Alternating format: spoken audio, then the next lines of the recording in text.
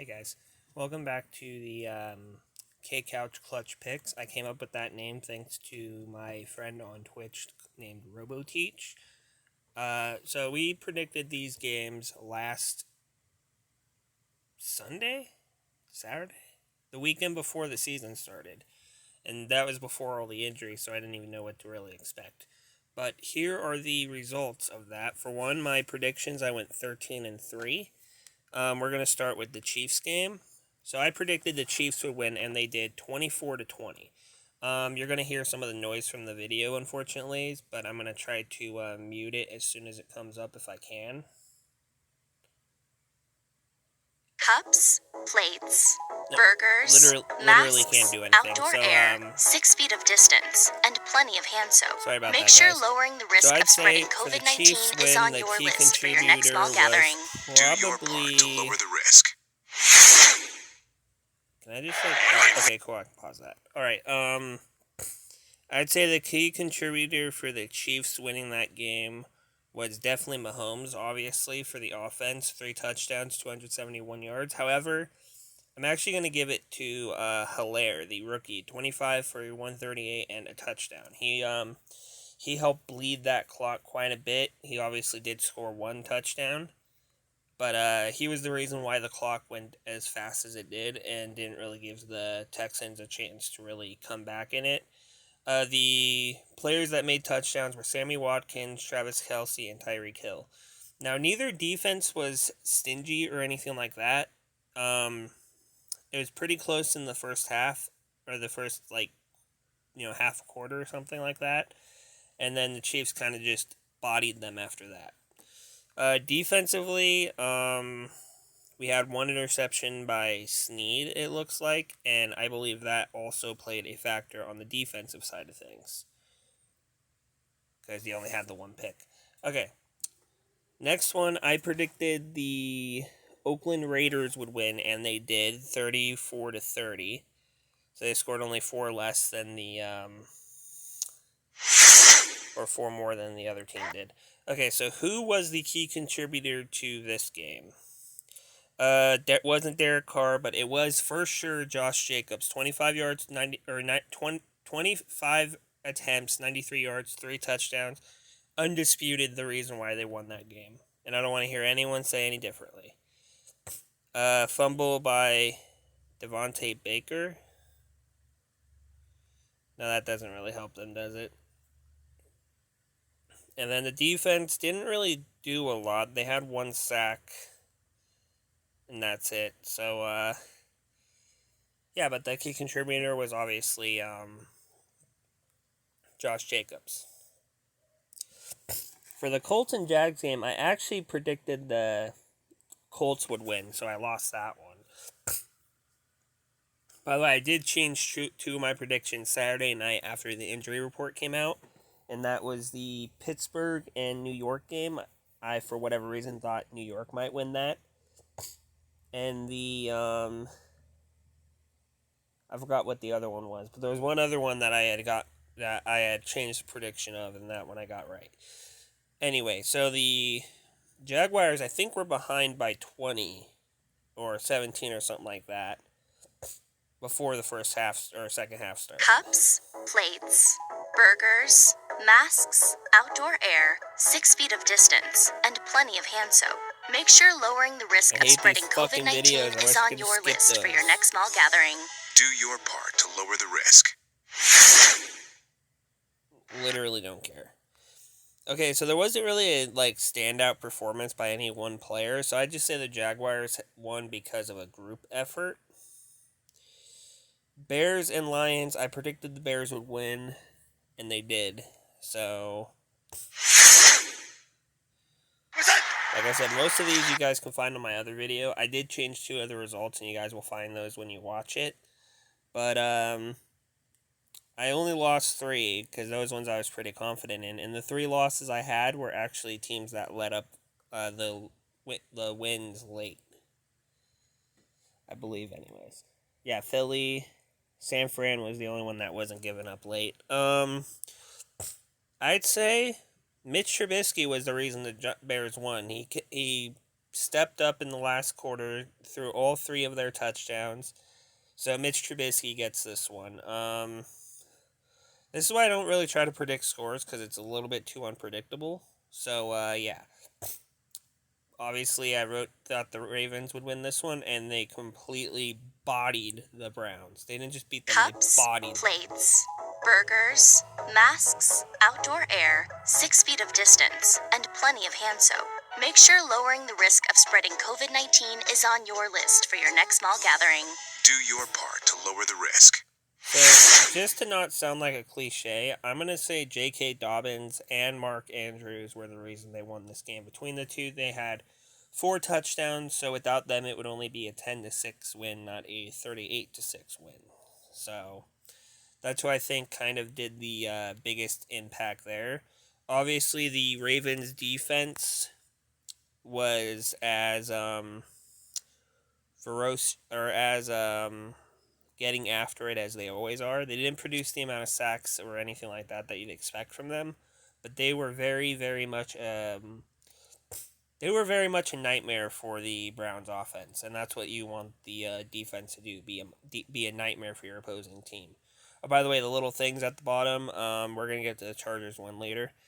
Hilaire was had his NFL debut, obviously. 3 rush touchdowns by Josh Jacobs. Gardner Minshew had a 3-yard pass touchdown, tied career high, or 3 pass touchdowns. Mitch Trubisky had 3+ pass touchdowns in 4 straight games versus Detroit. Lamar Jackson is 20-3 as a starter. Next, we have the Buffalo Bills and the New York Jets. I predicted Buffalo would win this one, and obviously they did. Who won this game for the Bills?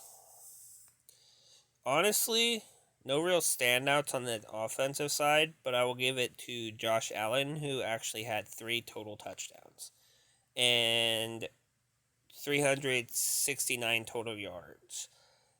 Defensively, did they do anything? They did have 1 interception. They only had a few sacks, 3 sacks. So yeah, there wasn't really a standout performance there either. The Bills are a very solid all-around defense. So that kind of makes it a little hard to pick a specific person that did well. So I predicted the Packers would win this one, and they obviously did. Outdoor air, 6 feet of distance, and plenty of hand soap. Make sure lowering the risk of spreading COVID-19 is on your list for your next small gathering. Do your part to lower the risk. Okay, so the Packers won this one, and I'm going to give it to Davante Adams, who had 159 and 2 touchdowns of Rodgers' 364 and 4 touchdowns. He just was all around hard to stop that entire game. He got open, it seems like mostly every play, and just wasn't thrown to every play. But Davante Adams is very quick on release and definitely a very good route runner. And altogether, he was just that guy for the Packers today, or that day. Jair Alexander was definitely one of the key pieces to the Packers' defense winning that game. He had an interception and a sack. Besides Zadarius Smith, he was the only one that got a sack. So yeah, I think it's clear that Jair Alexander helped win that game. I predicted Seattle would win against the Falcons, and they did. 38-25. This one I don't even have to look at. Russell Wilson and whoever he was passing to was the key contributor on offense, for sure. Defensively, I'm not going to click into that one just because it looks like it was all around a good defense until late. So, we're not going to... Okay, so Dolphins 11, Patriots 21. I predicted the Patriots. They did win by 10. Cam Newton was the reason they won this one, plain and simple. 2 rushing touchdowns and a passing touchdown, obviously. Or did he pass for a touchdown? That I have to look at, just so I know the facts here.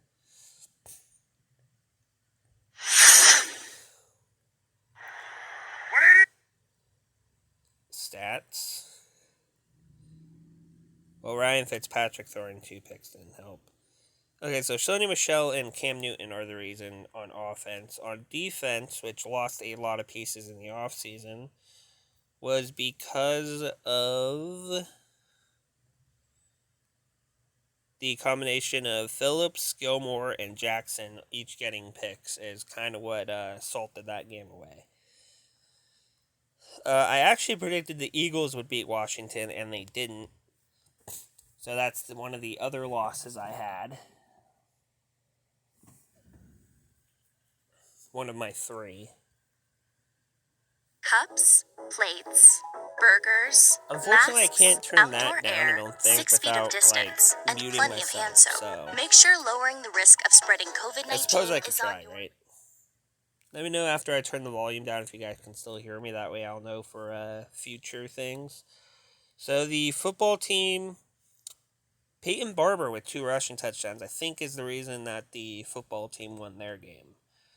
And then 2 interceptions by Moreau and Moreland, I think definitely did contribute to it as well. So I'd say offense, it was because of Barber, and defense, it was the 2 interceptions. Okay, next are the Bucks and the Saints. I predicted the Saints. The Saints did indeed win this game. Let's see who was the key reason they won, however. I don't think they ever really relinquished the lead at all. So that's kind of part of it. Yeah, see, they never once relinquished the lead to the Patriots. I think the Saints D was definitely a very it was a brick wall for Tom Brady through the air for sure for most of the game. As you guys can tell, the Tampa Bay never really got into a rhythm at all. And though he had 2 touchdowns, the first one was early and the last one was late for Brady. So yeah, the defense was just a puzzle that Brady could not solve. Alvin Kamara had a rushing touchdown as well as a passing touchdown or a receiving touchdown. So Alvin Kamara is the reason the offense was really good. The picks were by Janoris Jenkins and Marcus Williams. So I'm going to say they are the reason the defense won the day. Obviously, the entire defense was great, but if I have to give it to any players, it would be those 2. Here's the last game I lost, the Cardinals and the Niners. I obviously predicted the Niners. I think everyone besides Washington fans were predicting the Niners. So this one came to a shock to everybody. Don't really know who won this for the offense, though. That's kind of tough. If I had to give it to one, I'd say Kyler Murray, just because he had over 300 total yards and 2 touchdowns. So I'm going to say Kyler Murray definitely won it for the offense. Defense, there was nothing really. There was no strip sacks. There was no defensive touchdown. So I'm not quite sure who won the day for them. Okay, so Cardinals just won because of just San Francisco not being able to score on their last drive, is what I'm going to chalk that down to. Next up, we have the Cowboys versus the Rams. The Cowboys and the Rams kind of struggled throughout this game. It was 14-13 going into half, and they each scored only 1 time after that, and they shut each other out in the 4th quarter, which is definitely a shocking thing. But what did the Rams do to win? 2 touchdowns by Malcolm Brown. I think that's what did it right there. Yeah, Malcolm Brown is why the offense played well. Defensively, they just kept Prescott under duress. Just plain and simple. They kept him under duress. They didn't let him get comfortable in the pocket. They were harassing him, and I think the loss of their right tackle, their left tackle, one of their tackles was out of the game for the game from the start. So I believe that definitely played a factor. I wish I knew how to edit, because I'd edit that out.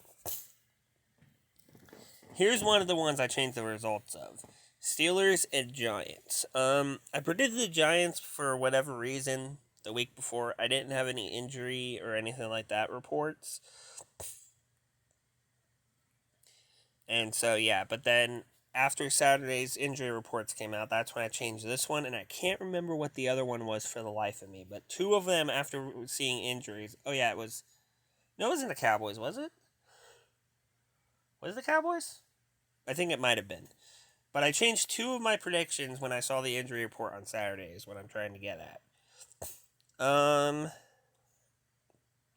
Benny Snell and Juju Smith definitely won it for the offense. Juju had 2 touchdowns, and Snell had 113 yards rushing. And they had 2 picks, one by Watt and one by Hayward. That's why the defense played as well as they did. Now, this was by far the game that very much came down to the very end. So predicted it right. Predicted Tennessee. They did win. And let's see. Tennessee won thanks to Ryan Tannehill on offense. Thankfully, his contract worked out for them the first week. Defensively, they came up with... I thought they came up with some interceptions, but I guess not. I thought they had a pick 6. Was that a different game I was watching? It might have been. And what almost lost them the game was Steven Gostkowski, as you can tell by that kick right there. He missed 3 of his 4 field goals and 1 extra point. So I'd say if it wasn't for that kick, then they would have lost. But if he was as accurate as he was in New England, they'd probably have won 26-14 instead. And I think that speaks volumes. Now, you can see here, Tennessee got a lot of people got injured. The Broncos as well. So that's definitely going to factor into my predictions video that is going to come out tomorrow or Saturday or Thursday morning, one or the other. I'm not quite sure how I'm going to schedule these yet. But we are finally getting to the Chargers and the Bengals. Chargers won. Bengals, however, did play better. Burrow had his first career touchdown being a rushing touchdown, and the Chargers were basically playing from behind all game up until the final quarter where they kicked that field goal. So Tyrod played well, didn't have any picks or touchdowns. Has to play better next week. And obviously Joshua Kelly is the reason we won this game in terms of the offensive side of the ball. Defensively, we had 1 interception by Melvin Ingram, of all people. So Melvin Ingram intercepting the ball is why the defense kind of kept the Bengals at bay late in the game and just set up that game-winning field goal by Michael Badgley, who was 3 of 4, by the way. So if he hadn't shanked that kick, this would have been a 19-13 game, and the Bengals would have had to go for a touchdown. So those were the results of this game. Sorry I didn't analyze them more deeply. Next week I'll definitely be doing that. This week I'm recording this first thing in the morning, and I still have some stuff to do. So I hope you guys understand. But next video will be tomorrow or the next day, where I predict all the week 2 games. And we'll consider injuries as well as who's playing where, even though there's no real home audience. And we're mainly going to base our predictions off of talent and how they did week 1. Thank you guys for watching, and I'll see you guys in the next one. Peace.